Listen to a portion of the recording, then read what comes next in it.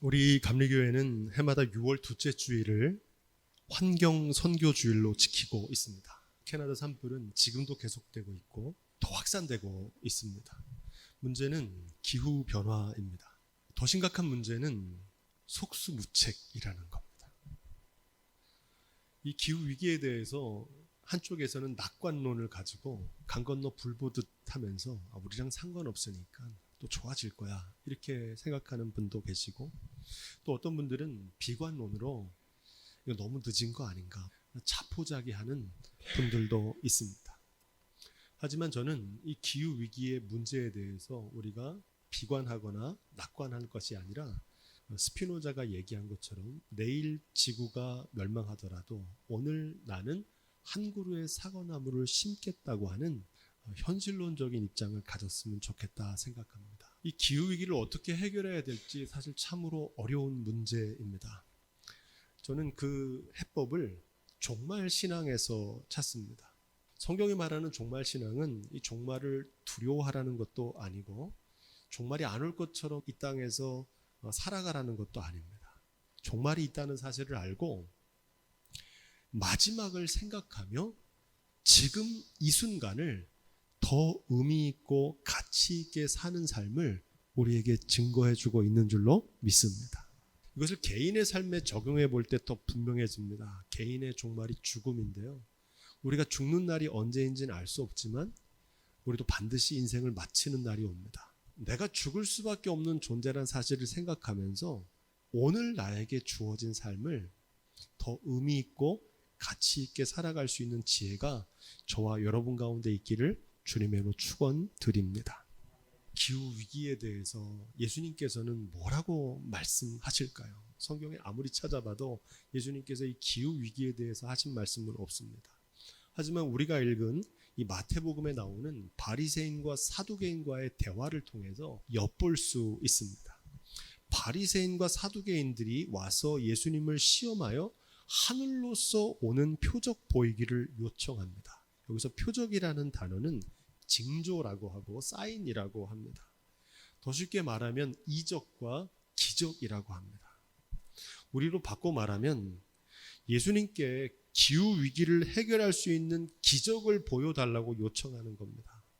거기에 대한 예수님의 대답이 2절로 3절인데 우리 함께 그 뜻을 생각하면서 다시 읽어보겠습니다. 예수께서 대답하여 가라사대 너희가 저녁에 하늘이 붉으면 날이 좋겠다 하고 아침에 하늘이 붉고 흐리면 오늘은 날이 굳겠다 하나니 너희가 천기는 분별할 줄 알면서 시대의 표적은 분별할 수 없느냐. 하늘을 보고 날씨를 예측하는 것처럼 시대에 벌어지는 표적을 보고 이게 무슨 사인인지 어떤 징조인지를 분별할 수 있어야 된다는 겁니다. 오늘 우리가 살고 있는 시대적 과제는 하나님의 창조 질서가 파괴된 현실에서 하나님의 창조 질서를 보존하는 사명을 맡기신 줄로 믿습니다. 예수님께서는 시대적 상황을 예측하지 못하는 이들을 꾸짖으면서 이 말씀이 이어집니다. 4절 5절입니다. 악하고 음란한 세대가 표적을 구하나 요나의 표적 밖에는 보여줄 표적이 없느니라 하시고 저희를 떠나 가시다. 악하고 음란한 세대라는 말은 문자적인 의미가 아니라 더 깊은 의미가 있습니다. 오늘 우리가 겪고 있는 기후 위기의 원인이 무엇입니까? 여러분 잘 아시는 대로 지구 온난화입니다. 지구 온난화는 이산화탄소 배출량이 너무 많기 때문입니다. 인류가 개발과 성장, 편리와 소비를 위해서 많은 에너지를 소비하고 있기 때문에 그 결과로 이런 위기가 찾아온 겁니다. 필요를 구해야 되는데 필요 이상의 탐욕을 구하기 때문입니다.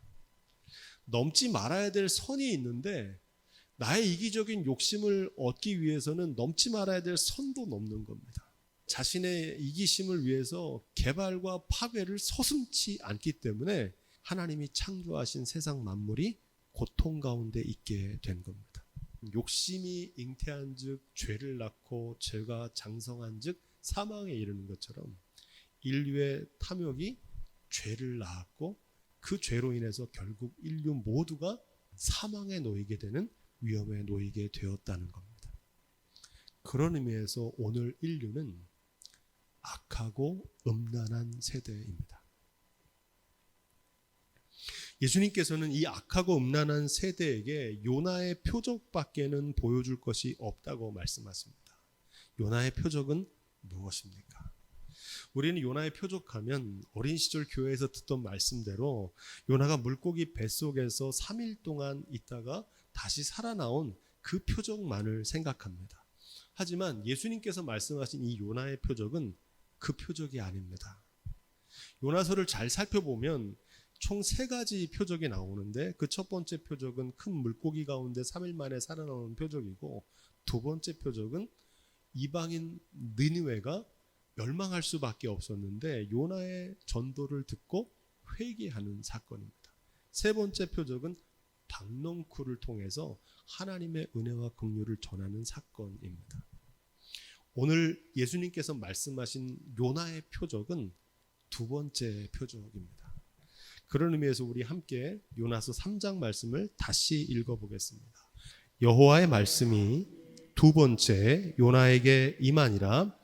이르시되 일어나서 저 큰 성읍 니느웨로 가서 내가 명한 바 그들에게 선포하라 하신지라. 아멘. 첫 번째 표적은 하나님께서 니느웨로 가라고 그들에게 회개를 촉구하라고 말씀하신 명령을 어기고 요나가 다시스로 도망갑니다. 그러자 그 배가 풍랑을 만나서 물고기 뱃속에 들어갔다 나오는 겁니다. 오늘 말씀은 그 사건에 이어서 두 번째 요나에게 기회를 주시는 겁니다. 가서 니느웨에게 회개를 촉구하라는 겁니다. 오늘 말씀은 요나가 그 말씀대로 순종함으로 벌어지는 기적입니다. 예언자의 사명은 내가 내게 명하는 바라고 하는 말씀대로 하나님의 말씀을 그대로 전달해야 됩니다. 하지만 예언자들 가운데 왜 요나처럼 하나님의 말씀을 그대로 전달하지 않고 도망치는 일이 벌어지느냐? 그 이유는 사람들이 그 책망을 듣는 것을 극도로 싫어하기 때문입니다. 요나가 다시스로 도망간 이유는 이방인이고 죄인인 니느웨 사람들에게 하나님의 회개를 촉구했다가는 이방인들에게 나는 죽은 목숨과 마찬가지다 생각하고 도망쳤던 겁니다. 3절 시작. 요나가 여호와의 말씀대로 일어나서 니느웨로 가니라. 니느웨는 극히 큰 성읍이므로 3일 길이라. 아멘. 메시지 성경은 이렇게 기록합니다. 이번에는 요나가 하나님의 명령에 순종하여 니느웨를 향해 즉시 출발했다 이렇게 말합니다. 순종의 3가지 조건은 즉시, 온전히, 기쁘게입니다. 순종은 즉시 하는 겁니다. 순종은 지체하면 안 됩니다. 순종은 온전히 하는 것입니다. 순종은 동의하거나 합의하는 게 아닙니다. 순종은 하나님의 말씀하신 대로 온전히 하는 겁니다. 순종의 3번째 요소는 기쁘게 하는 겁니다. 순종은 억지로 하면 안 되고 자원하여 기쁘게 해야 됩니다. 바라기는 여러분들이 말씀을 읽는 기쁨, 기도하는 기쁨, 봉사와 헌신의 기쁨을 체험하는 신앙생활이 될 수 있기를 주님의 이름으로 축복드립니다. 무엇보다 하나님의 말씀대로 순종하는 기쁨을 체험하시기를 주님의 이름으로 축복드립니다. 요나의 표적은 순종의 기적입니다. 요나가 순종할 때 이방인의 큰 성읍 죄인이었던 니느웨에서 놀라운 회개와 기적의 역사가 벌어진 겁니다. 이제 40일이 지나면 무너질 것이라고 하는 요나의 외침을 듣고 니느웨 성읍의 모든 백성들이 회개하고 구원받는 사건이 벌어집니다. 이 모든 사건은 어디서부터 시작됐습니까? 요나의 외침으로부터 시작됐다는 겁니다. 예언자는 때를 얻든지 못 얻든지 전파해야 됩니다. 전하지 않으면 아무 일도 벌어지지 않습니다.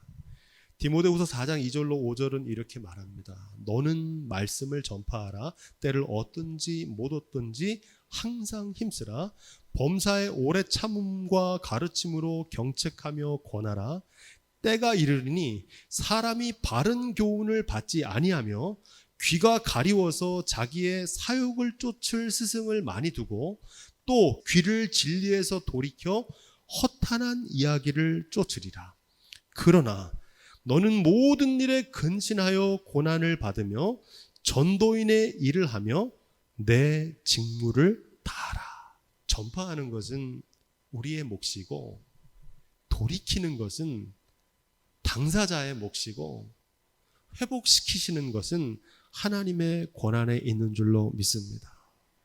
그래서 우리는 듣든지 아니 듣든지 연연하지 말고 상황과 결과를 따지지 말고 다만 나에게 맡겨진 하나님의 말씀과 그 직임을 잘 감당할 수 있는 믿음이 있기를 주님의 이름으로 축원드립니다. 5절로 6절 말씀 우리 계속해서 읽어보겠습니다. 니느웨 백성이 하나님을 믿고 금식을 선포하고 물온 대소하고 굵은 배를 입은지라. 왕이 보좌에서 일어나 조복을 벗고 굵은 배를 입고 재에 앉으니라. 놀라운 사건이 벌어집니다. 요나가 하나님의 말씀대로 순종해서 그 말을 전했더니 니느웨 백성들 가운데 회개 운동이 벌어졌어요. 이후에는 왕에게까지 그것이 전달됩니다. 이 대목을 메시지 성경은 이렇게 번역합니다. 그도 왕좌에서 일어나 왕의 옷을 벗은 뒤에 베옷으로 갈아입고 잿더미 위에 앉았다, 이렇게 말합니다. 이 왕의 모습을 통해서 회개의 진정한 모습을 발견하게 됩니다. 회개한다는 것은 옷을 갈아입는 겁니다. 굵은 배와 세마포로 갈아입었다는 것은 참회와 탄식의 자기 부인을 상징하는 복장을 갈아입은 겁니다. 왕의 보좌에서 내려왔다 하는 말씀에 주목해야 됩니다. 회개한다는 것은 내가 왕노릇하던 삶에서 내려와서 그 왕좌에 예수 그리스도를 왕으로 모셔드리는 것인 줄로 믿습니다. 이게 회개입니다. 잿더미 위에 앉았다는 겁니다. 잿은 인간의 죽음과 더 높은 슬픔과 참회를 뜻합니다. 한 줌의 죄로 돌아갈 수밖에 없는 존재라는 사실을 깨닫는 지혜입니다. 기후위기와 환경의 위험을 바라볼 때 우리가 한 줌의 죄로 돌아갈 수밖에 없던 존재라는 사실을 깨닫는 지혜가 있기를 주님의 이름으로 축복드립니다. 그 소문이 니느웨 왕에게 들렸다 하는 말에 주목합니다. 왕이 회개했던 이유가 백성들이 요나의 전도를 듣고 회개했다는 소문을 들었다는 겁니다. 여기 아주 중요한 메시지가 있습니다. 요나보다 더 크신 하나님의 아들이신 예수 그리스도가 와서 회개를 촉구해도 하나님의 백성이었던 이스라엘 백성들은 회개하지 않았는데 요나의 말을 소문으로 들었을 뿐인데 이방인, 죄인, 니느웨 사람들이 회개하는 역사가 벌어졌다는 겁니다. 기후위기와 재난을 통해서 하나님께서는 우리의 삶의 방식을 근본적으로 전환하는 철저한 회개를 촉구하라고 사인을 보내시는데 그 질문에 대한 정답은 회개인데 오답을 거듭하고 있습니다. 회개가 정답입니다. 시대를 분별할 수 있는 지혜가 있기를 주님의 이름으로 축원드립니다. 7절 8절 시작. 왕이 그 대신으로 더불어 조서를 내려 니느웨에 선포하여 가로되 사람이나 짐승이나 소떼나 양떼나 아무것도 입에 대지 말지니 곧 먹지도 말 것이요 물도 마시지 말 것이며 사람이든지 짐승이든지 다 굵은 배를 입을 것이요 힘써 여호와께 부르짖을 것이며 각기 악한 길과 손으로 행한 강포에서 떠날 것이라. 이 말씀은 금식 기도의 능력이 아니라 회개에 합당한 태도와 자세를 우리에게 가르쳐주고 있습니다. 누가 깨끗한 사람입니까? 안 씻는 사람이 아니라 자주 씻는 사람이 깨끗한 사람입니다. 자신의 허물과 죄악을 아는 사람입니다. 누가 지혜로운 사람입니까? 모르는 게 없는 사람이 아니고 자신의 무지를 아는 사람이 지혜로운 사람입니다. 누가 의인입니까? 죄 없는 사람이 아니라 스스로 자신의 죄를 인정하고 회개한 사람이 의인인 줄로 믿습니다. 우리가 하나님께 부르짖어 기도해야 될 기도는 주여 이 죄인을 불쌍히 여겨 주옵소서입니다. 진정한 회개는 하나님 앞에서 자신의 죄를 자백하는 겁니다.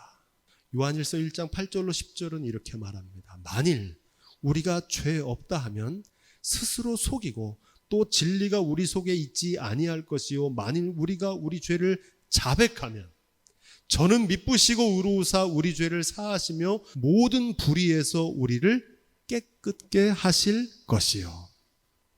그래서 유일하게 용서받지 못하는 죄가 하나 있는데 그 죄는 회개하지 않는 죄입니다. 바라기는 저와 여러분들이 이 말씀에 의지해서 날마다 우리 죄를 자백함으로 깨끗함으로 용서받는 삶이 될 수 있기를 주님으로 축복드립니다. 각기 악한 길과 손으로 행한 강포에서 떠날 것이라 이렇게 말합니다. 회개는 입술로 하는 것이 아닙니다. 진정한 회개는 삶으로 회개에 합당한 열매를 맺는 데까지 나가야 될 줄로 믿습니다. 현장에서 가늠하다 붙잡힌 여인을 용서하시면서 예수님께서는 가서 다시는 죄를 범치 말라고 말씀하셨습니다. 주님 앞에 회개하고 용서함 받으면 다 끝나는 게 아니라 그 용서와 은혜에 부끄럽지 않은 삶을 살아야 됩니다. 주님께 치유받았으면 그것으로 끝나는 게 아니라 그 치유받은 것에 부끄럽지 않은 삶으로 나아가야 됩니다. 주님께 축복을 받았으면 축복받은 것으로 끝나는 게 아니라 그 축복에 부끄럽지 않은 삶을 살아야 할 줄로 믿습니다. 9절입니다. 혹시 뜻을 돌이키시고 그 진노를 그치사 우리로 멸망치 않게 하시리라. 그렇지 않을 줄 누가 알겠느냐 한지라. 아멘. 이 말씀을 무심코 지나갈 수도 있는데 굉장히 중요한 의미를 담고 있습니다. 멸망하게 하실지 멸망하지 않게 하실지는 오직 하나님의 권한에 달려 있다는 겁니다. 많은 사람들이 이렇게 생각합니다. 회개하면 무조건 용서를 받는다고 생각합니다. 회개한다고 무조건 용서가 보장되는 게 아닙니다. 내가 회개했으니까 용서를 내놓으라고 다른 사람에게 강요하는 분도 있습니다. 하지만 회개와 용서는 그렇게 이루어지는 게 아닙니다. 용서는 회개에 따른 당연한 보상이 아닙니다. 기독교의 용서는 회개하면 지은 죄가 눈 녹듯 사라져버리는 값싼 용서라고 생각하는데 그렇지 않습니다. 마태복음 18장에서 용서에 대한 교훈을 가르치면서 이렇게 말합니다. 죄를 뉘우치거든 용서해 주라는 겁니다. 언제 용서해 주라는 겁니까? 죄를 뉘우치면 7번씩 70번이라도 죄를 뉘우치면 용서해 주라는 겁니다. 근데 본인이 죄를 뉘우치지 않는데 어떻게 용서할 수 있겠습니까? 죄를 지으면 마땅히 죄값을 달게 받아야 됩니다. 진정한 회개는 값싼 용서를 구하는 게 아니고 죄값을 철저히 치르겠다는 자세에 있습니다. 우리가 주님 앞에 그렇게 나아갈 때 주님께서 우리에게 선처를 베풀어 주시는 줄로 믿습니다. 그게 용서입니다. 다른 사람에게 상처와 아픔을 주었으면 그에 따른 마땅한 죄값을 치러야 되고 피해자가 용서할 때까지 선처를 바라고 구할 뿐입니다. 그게 진정한 회개의 자세입니다. 10절 시작. 하나님이 그들의 행한 것 곧 그 악한 길에서 뜻을 돌이키사 그들에게 재앙을 내리지 아니하시니라. 아멘. 요나의 전도를 듣고 멸망할 수밖에 없었던 이방인 니느웨가 회개할 때 하나님께서 그들을 용서하시고 구원을 베풀어 주셨습니다. 이게 바로 예수님께서 보여줄 것이 이것밖에 없다고 했던 요나의 표적입니다. 이방인이었고 죄인이었던 니느웨도 하나님의 긍휼로 인해서 그들이 용서함 받고 멸망하지 않았는데, 택하신 하나님의 이스라엘 백성들이 하나님 앞에 진심으로 회개하고 자복하면 하나님께서 그들을 긍휼히 여기시 않으겠냐는 겁니다. 요나의 표적이 전하는 최종적인 메시지는 이방인이었고 죄로 멸망할 수밖에 없던 니느웨가 회개함으로 하나님의 사랑으로 돌아와서 구원을 받았다는 겁니다. 그런데 문제는 택하심을 입은 선민이자 스스로 의롭다고 자부하던 이스라엘은 어떻게 됐습니까? 우리가 이스라엘의 역사를 봤잖아요. 북이스라엘은 아수르에 의해서 멸망당하게 됩니다. 결국 이방인 죄인 니느웨는 회개함으로 구원받았지만 택하신 선민 북이스라엘은 하나님의 사랑을 저버려서 멸망했다는 사실을 증거하고 있습니다. 니느웨는 요나의 말을 듣고도 회개했는데 유대인 이스라엘들은 요나보다 더 크신 예수 그리스도의 말씀을 듣고도 회개치 않았다는 사실을 증거하고 있습니다. 이 말씀은 그들에 대한 책망일 뿐만 아니라 선민 이스라엘이 이제라도 하나님의 긍휼과 사랑으로 돌아오기를 강력하게 촉구하시는 말씀인 줄로 믿습니다. 회개할 때 주님께서는 우리를 용서하시고 구원을 베풀어 주실 줄로 믿습니다. 코앞에 닥친 기후 위기를 어떻게 해결할 수 있을까요? 요나의 표적밖에는 없습니다. 필요 이상을 구하던 탐욕, 넘지 말아야 될 선을 넘던 오만을 회개하고 우리의 삶의 방식을 돌이킬 수 있는 지혜가 있기를 부탁을 드립니다. 그때 주님께서 죄인과 이방이었던 니느웨를 구원하신 것처럼 인류의 멸종을 위협하는 기후 위기의 재앙으로부터 우리들에게 구원을 베풀어 주실 줄로 믿습니다.